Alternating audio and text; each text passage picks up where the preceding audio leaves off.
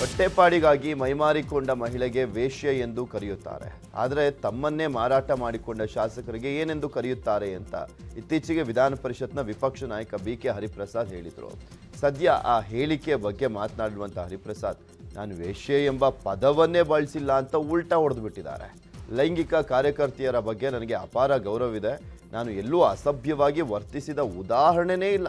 ಮಹಿಳೆಯರಿಗೆ ಹೇಗೆ ಗೌರವ ಕೊಡಬೇಕು ಅಂತ ಚೆನ್ನಾಗಿ ಗೊತ್ತಿದ್ದು ನನಗೆ. ನಾನು ವೇಶ್ಯ ಪದ ಬಳಸಿದಂಥ ವಿಡಿಯೋ ನೀಡಿದರೆ ನನ್ನ ಸ್ಥಾನಕ್ಕೆ ರಾಜೀನಾಮೆ ನೀಡಲಿಕ್ಕೆ ಸಿದ್ಧ ಅಂತ ಹೇಳಿದ್ದಾರೆ. ವಿಡಿಯೋದಲ್ಲಿ ಮಾತನಾಡಿದ್ದಾರೆ. ಈಗ ಉಲ್ಟಾ ಹೊಡಿತಾ ಇದ್ದಾರೆ. ಕಾಂಗ್ರೆಸ್ ಬಾಯಿ ಹರುಕರ ಪಕ್ಷ ಪರಿಷತ್ ವಿರೋಧ ಪಕ್ಷ ನಾಯಕ ಹರಿಪ್ರಸಾದ್ ದೊಡ್ಡ ಗೂಂಡ, ಸುಮ್ಮನೆ ಏನೇನೋ ಬೊಗಳುತ್ತಾನೆ ಅಂತ ಶಾಸಕ ರೇಣುಕಾಚಾರ್ಯ ಕಿಡಿಕಾರಿದ್ದಾರೆ. ವಿನಾಕಾರಣ ಬಿಕೆ ಹರಿಪ್ರಸಾದ್ ಬಾಯಿಗೆ ಬಂದ ಹಾಗೆ ಮಾತನಾಡ್ತಾನೆ, ಕಾಂಗ್ರೆಸ್ ಮುಳುಗ್ತಾ ಇರುವಂತ ಹಡಗು ಅಂತ ಏಕವಚನದಲ್ಲೇ ಕಿಡಿಕಾರಿದ್ದಾರೆ ರೇಣುಕಾಚಾರ್ಯ. ವಿಜಯಪುರ ಜಿಲ್ಲೆಯ ನಾಗಠಾಣ ವಿಧಾನಸಭೆ ಕ್ಷೇತ್ರದಲ್ಲಿ ಜೆಡಿಎಸ್ ಪಂಚರತ್ನ ರಥಯಾತ್ರೆ ನಡೆಯಿತು. ಕುಮಾರಸ್ವಾಮಿ ನೇತೃತ್ವದಲ್ಲಿ ನಡೀತಾ ಇರುವಂತಹ ಪಂಚರತ್ನ ಯಾತ್ರೆಗೆ ಭರ್ಜರಿ ರೆಸ್ಪಾನ್ಸ್ ಸಿಕ್ಕಿದೆ. ಜೆಡಿಎಸ್ ರಥಯಾತ್ರೆ ಹೋದಲ್ಲೆಲ್ಲ ಜನಸಾಗರವೇ ಸೇರ್ತಾ ಇದೆ. ನಾಗಠಾಣ ಕ್ಷೇತ್ರದ ಕನ್ನೂರ ಗ್ರಾಮದ ಶ್ರೀ ದುರ್ಗಾದೇವಿ ದೇವಸ್ಥಾನಕ್ಕೆ ತೆರಳಿ ಎಚ್ಡಿಕೆ ಅಮ್ಮನವರ ದರ್ಶನವನ್ನ ಪಡೆದರು.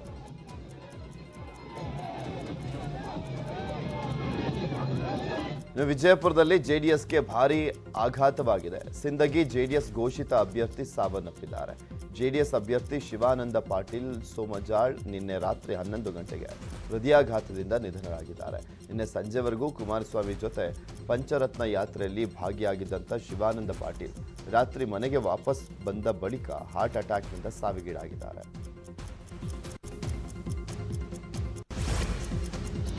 ಜೆಡಿಎಸ್ ಪಕ್ಷ ತೊರೆಯುವಂತ ವಿಚಾರಕ್ಕೆ ಸಂಬಂಧಪಟ್ಟಂತೆ ಹಾಸನದಲ್ಲಿ ಜೆಡಿಎಸ್ನ ಶಾಸಕ ಶಿವಲಿಂಗೇಗೌಡ ರಿಯಾಕ್ಟ್ ಮಾಡಿದ್ದಾರೆ. ನಾನು ಯಾವುದಕ್ಕೂ ಪ್ರತಿಕ್ರಿಯೆ ಕೊಡಲ್ಲ. ನಂದು ಒಂದೇ ನಿರ್ಧಾರ, ಒಂದು ಮಾತು. ನನ್ನ ಕ್ಷೇತ್ರದ ಜನರ ಸಮಗ್ರವಾದಂಥ ಸಭೆ ಕರಿತೀನಿ. ಅವರ ಅಭಿಪ್ರಾಯ ಏನಿರುತ್ತೆ ಅದನ್ನು ನಾನು ನೋಡಿ ನಿರ್ಧಾರವನ್ನು ಕೈಗೊಳ್ತೀನಿ ಅಂತ ಹೇಳಿದ್ದಾರೆ. ಅದಕ್ಕೂ ಯಾವ ಅಧ್ಯಕ್ಷನಿಗೂ ಪ್ರತಿಕ್ರಿಯೆ ಕೊಡಲ್ಲ. ನನಗೇನು ಯಾರದಕ್ಕೂ ಪ್ರತಿಕ್ರಿಯೆ ಕೊಡಲ್ಲ. ನನ್ನ ನಿರ್ಧಾರನ ನನ್ನ ಕ್ಷೇತ್ರ ಜನ ಮಾಡಿ, ಯಾರ ಹತ್ರಲ್ಲೂ ಮಾಡಿಸಿಲ್ಲ, ಏನೂ ಇಲ್ಲ. ನಾನು ಟೈಮಿಂಗ್ಸ್ ನಾನು ಜನ ಹೇಳಬೇಕು. ನಾನು ಜನ ಹೇಳಿದ ದಿವಸ ಇಲ್ಲ. ಹಿಜಾಬ್ ವಿವಾದದ ಮೂಲ ಉಡುಪಿ. ಹಿಜಾಬ್ ತೆಗೆಯಬೇಕೆಂದು ಮುಸ್ಲಿಂ ರಾಷ್ಟ್ರಗಳಲ್ಲೂ ಕೂಡ ಹೋರಾಟ ಮಾಡಲಾಗ್ತಾ ಇದೆ. ಇದು ನನಗೆ ತುಂಬಾ ಸಂತೋಷದ ವಿಷಯ ಅಂತ ಉಡುಪಿಯಲ್ಲಿ ಶಾಸಕ ರಘುಪತಿ ಭಟ್ ಹೇಳಿದ್ದಾರೆ. ಮುಸ್ಲಿಂ ಮಹಿಳೆಯರು ಜಾಗೃತರಾಗಿದ್ದಾರೆ. ಇದು ಕೇವಲ ಕೆಲ ಮೂಲಭೂತವಾದಿಗಳ ಸಮಸ್ಯೆ ಅಷ್ಟೇ. ಹಿಜಾಬ್ ವಿಚಾರ ಒಂದು ನ್ಯಾಯಯುತವಾದಂಥ ಬೇಡಿಕೆ ಅಂತ ಹೇಳಿದರು. ಫೆಬ್ರವರಿ 10ರಿಂದ ಅಧಿವೇಶನ ಪ್ರಾರಂಭವಾಗಲಿದ್ದು ಫೆಬ್ರವರಿ 17ರಂದು ಮುಖ್ಯಮಂತ್ರಿ ಬಸವರಾಜ ಬೊಮ್ಮಾಯಿ ಬಜೆಟ್ ಅನ್ನು ಮಂಡಿಸಲಿದ್ದಾರೆ ಅಂತ ಕಾನೂನು ಸಚಿವ ಜೆಸಿ ಮಾಧುಸ್ವಾಮಿ ತಿಳಿಸಿದ್ದಾರೆ. ನಿನ್ನೆ ಸಂಪುಟ ಸಭೆ ಬಳಿಕ ಮಾತನಾಡಿದಂಥ ಮಾಧುಸ್ವಾಮಿ, ಫೆಬ್ರವರಿ 10ಕ್ಕೆ ರಾಜ್ಯಪಾಲರ ಭಾಷಣ ಇರುತ್ತೆ.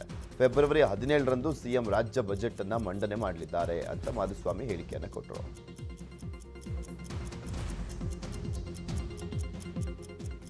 10ನೇ ತಾರೀಕಿಂದ 17ನೇ ತಾರೀಕುವರೆಗೆ ಸನ್ಮಾನ್ಯ ರಾಜ್ಯಪಾಲರ ಭಾಷಣ ಮೇಲೆ ಚರ್ಚೆ ಮಾಡ್ತೀವಿ. 17ಕ್ಕೆ ಬಜೆಟ್ ಇಡ್ತೀವಿ. ನಮ್ಮ ಅಂದಾಜು 1 ವಾರ ಅಥವಾ 10 ದಿವಸ ಚರ್ಚೆ ಆಗ್ಬೋದು ಅನ್ನೋ ಅಂದಾಜಿದೆ. ಅದಕ್ಕೂ ಏನಾದ್ರು ಕಡಿಮೆ ಚರ್ಚೆ ಆಗುತ್ತೆ ಅಂದರೆ ಆತ. ಅಂಗನವಾಡಿ ಕಾರ್ಯಕರ್ತೆಯರಿಗೆ ಶಿಕ್ಷಕರ ಸ್ಥಾನಮಾನ ನೀಡಬೇಕು ಅಂತ ಆಗ್ರಹಿಸಿ ಬೆಂಗಳೂರಿನ ಫ್ರೀಡಂ ಪಾರ್ಕ್ನಲ್ಲಿ ಪ್ರತಿಭಟನೆ ನಡೀತಾ ಇದೆ.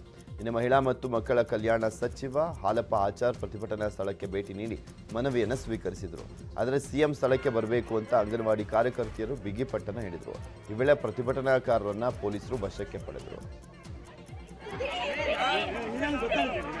ಅಂಗನವಾಡಿ ಕಾರ್ಯಕರ್ತೆಯರ ಪ್ರತಿಭಟನೆಯಲ್ಲಿ ಭಾಗಿಯಾಗಿದ್ದಂಥ ನೀಲಮ್ಮ ಅನ್ನೋರು ಸಾವನ್ನಪ್ಪಿದ್ದಾರೆ. ಶಿವಮೊಗ್ಗ ಮೂಲದ ನೀಲಮ್ಮ ಚಳಿಯಲ್ಲಿ ಪ್ರತಿಭಟನೆ ಮಾಡಿದ್ದಕ್ಕೆ ಅನಾರೋಗ್ಯಕ್ಕೆ ತುತ್ತಾಗಿದ್ರು.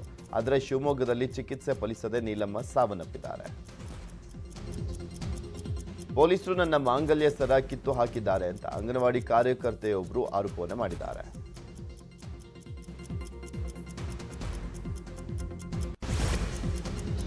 ಗದಗ ಜಿಲ್ಲೆಯ ಬಯಲು ಬಹಿರ್ದೆಸೆ ಮುಕ್ತ ಅಂತ ಘೋಷಣೆಯಾಗಿ 4 ವರ್ಷಗಳು ಕಳೆದಿದೆ.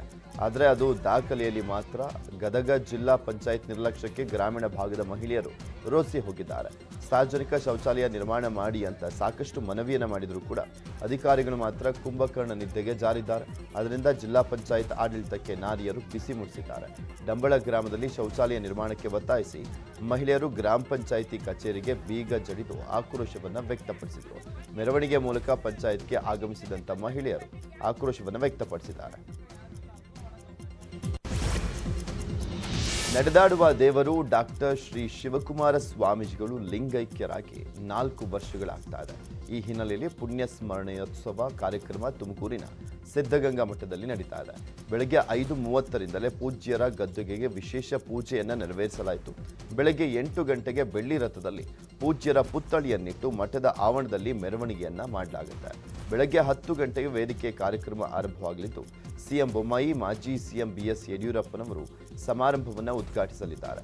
ಪೂಜ್ಯರ ಪುಣ್ಯ ಸ್ಮರಣೆ ಸಮಾರಂಭಕ್ಕೆ 5 ಲಕ್ಷಕ್ಕೂ ಹೆಚ್ಚು ಭಕ್ತರು ಆಗಮಿಸುವಂತ ನಿರೀಕ್ಷೆ ಇದೆ.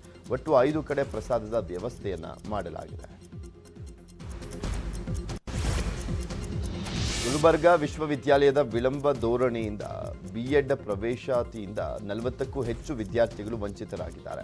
5ನೇ ಸೆಮಿಸ್ಟರ್ವರೆಗೆ ಸಮಗ್ರ ಅಂಕ ಸಲ್ಲಿಸಿ B.Ed ಪ್ರವೇಶಾತಿ ಬಯಸಿ ವಿದ್ಯಾರ್ಥಿಗಳು ಅರ್ಜಿಯನ್ನು ಸಲ್ಲಿಸಿದ್ರು. ಅರ್ಜಿ ಸಲ್ಲಿಸಿದಂಥವರಿಗೆ ಮೆರಿಟ್ ಆಧರಿಸಿ ಕಾಲೇಜುಗಳಿಗೆ ಸೀಟ್ ಸಿಕ್ಕಿತ್ತು. ಆದರೆ 6ನೇ ಸೆಮಿಸ್ಟರ್ ಪಾಸಾಗಿ ಸಮಗ್ರ ಅಂಕ ಅರ್ಜಿ ಸಲ್ಲಿಸದ ಹಿನ್ನೆಲೆಯಲ್ಲಿ ಪ್ರವೇಶಾತಿಯನ್ನು ತಿರಸ್ಕೃತ ಮಾಡಲಾಗಿದೆ. ಬೇಗ ಪರೀಕ್ಷೆ ನಡೆಸಿ 6ನೇ ಸೆಮಿಸ್ಟರ್ ಫಲಿತಾಂಶ ಪ್ರಕಟ ಮಾಡಿದ್ದಕ್ಕೆ B.Ed ಓದುವಂಥ ವಿದ್ಯಾರ್ಥಿಗಳ ಕನಸು ಭಗ್ನವಾಗಿದೆ.